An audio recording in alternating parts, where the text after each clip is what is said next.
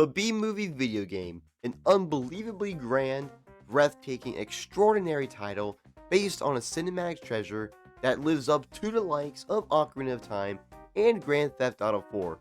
That's a load of shit! This game fucking reeks! Hey guys, what's up and welcome back to the channel, and today I'll be covering the B-Movie video game, and oh god, let's just get right into the Beehive and take them down.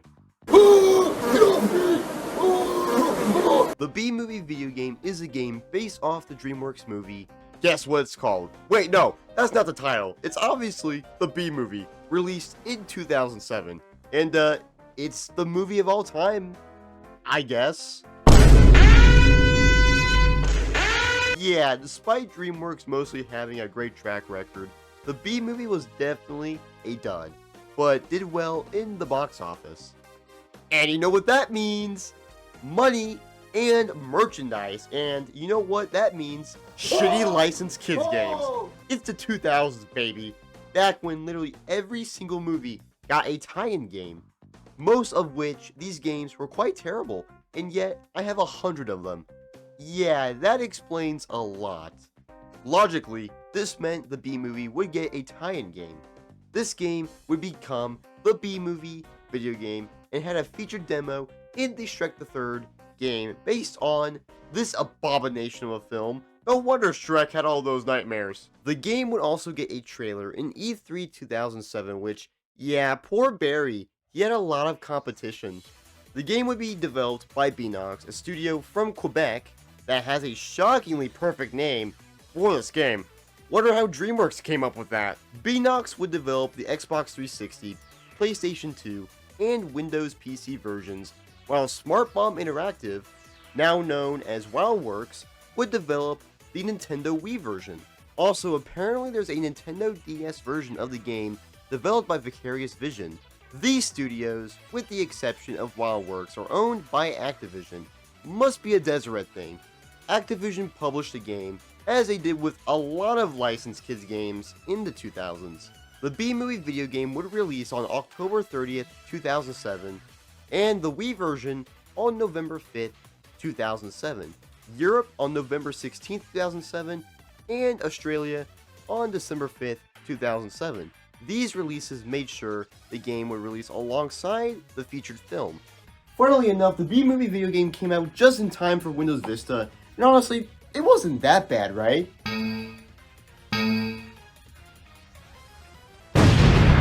The game didn't release in Japan, so I guess they can handle anime, but not talking bees trying to get romantical with a human girl. Well, get to that! The game critically upon release was, well, yeah. Enough said. Now let's just get right into the game itself. This game sucks! Yeah, here's the menus, and it's so bland. It feels very much like some stock photo you'd find on the internet. Nothing too exciting, aside from, holy shit, the Kung Fu Panda game trailer. Now this is peak gaming right here, folks. Now here we find two main modes, single player as well as multiplayer. And first, multiplayer is just a bunch of random mini games. Good luck getting anyone to play this. Let's just get into the single player, the most important part, of course. As you start the game, you get a cutscene of Barry B. Benson, the main character of the B-Movie, being interviewed on the BCNN, which I guess would be the BNN, because, you know, the B News Network, right? No? Okay. The interview is all about Barry discussing the events of the B-Movie. These cutscenes actually happen throughout the game, and honestly, it kinda makes this game the B-Movie too, sort of.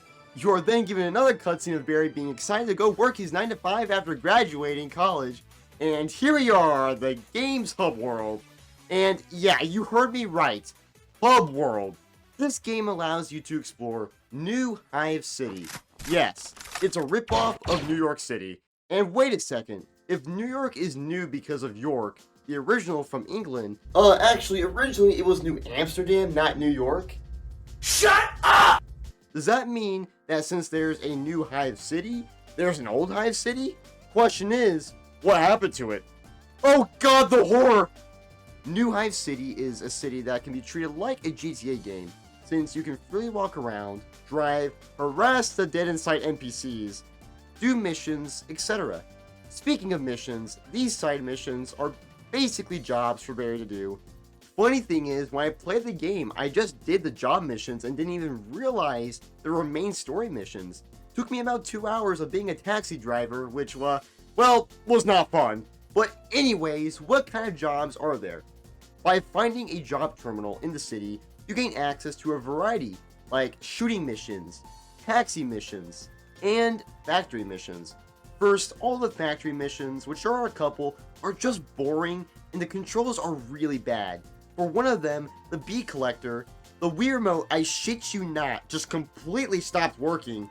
That's how you know these suck, if your controller is like, yep, I'm out. Next, the shooting missions have you shoot down tons of bugs, like wasps or hornets, which are canonically at war with each other. These missions have you shoot them down using the Wii remote and nunchuck. These are okay overall, and you can actually cheese these missions because you can reload the gun by shaking the nunchuck, and by continuously shaking the nunchuck, you will have infinite ammo and destroy your arm in the process. Now, in my opinion, the worst of them all, the taxi missions. These suck. It makes Crazy Taxi look like the greatest game of all time. So basically, you drive a car, pick up bees, and dropping them off at different locations throughout New Hive City. Sounds simple enough, right? Well, here's the problem. The controls of the car are super stiff, and it causes you to have a hard time making turns, and the physics are really bad as well. Barry's controls, while exploring the hub, are a bit better, but still suffers the same stiffness problem. But it is at its worst with the car.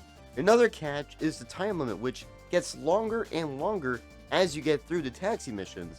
The last one was like 15 to 20 minutes long, which, yeah, is a lot of time, but you do get more people to pick up and drive, and you get an arrow that does a really bad job at showing you where exactly you need to go. An actual map you could look at would have been great for this.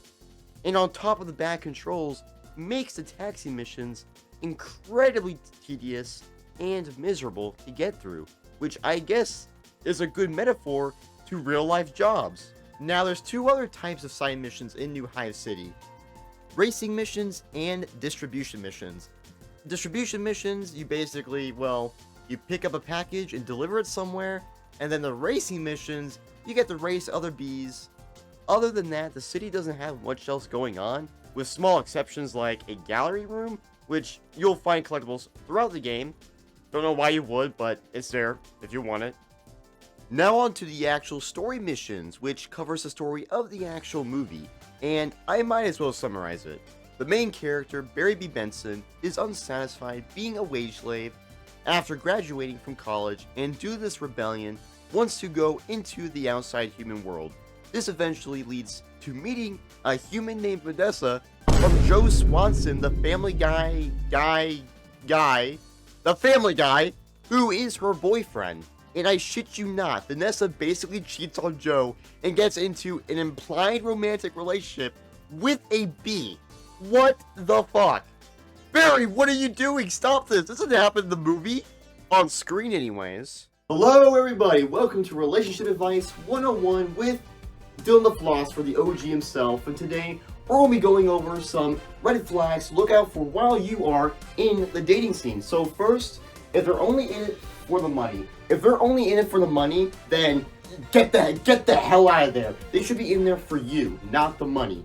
Number two, if they're French. If they're French, they're going to surrender, they're going to back out immediately. So go away, especially if you're German. And number three, if they're attracted to bees. If they're attracted to bees, you might as well just back out immediately and delete whatever dating app you are currently using.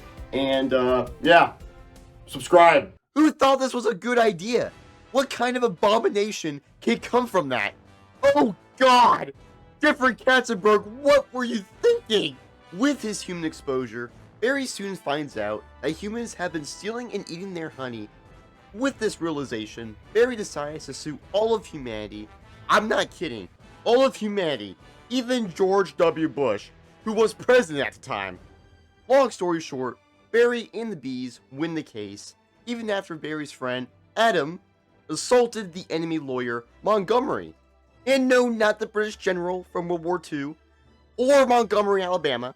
Vanessa breaks up with Joe, and the world collapses as the bees are losing their jobs, and the last flowers need to be pollinated, and in the end, it succeeds. Aside from Barry almost dying for the billionth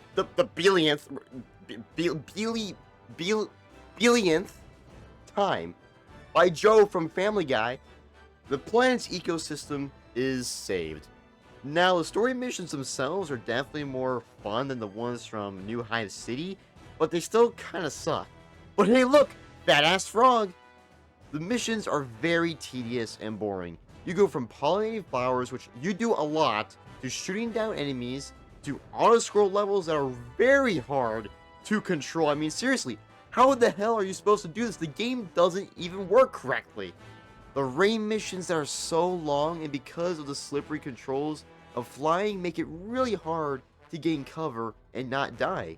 You also have knockoff God of War QuickTime events that are, honestly, they're pretty fun, but the motion controls don't want you to shoot the targets a lot of the time. On top of really shitty boss battles, these go on for over 15 missions. It's just a huge slog to get through, and it doesn't even cover a lot of the story, especially after the trial verdict. Now, did this game leave any impacts? No. Not even a little. It was just another bad licensed kids game of the era that did poorly critically and is forgotten. Now, on the contrary, the movie itself created a huge impact thanks to the internet and meme culture. And that culture still makes this movie remembered 2 decades later with all the stupid memes. Might as well make Barry part of a 1920s jazz band.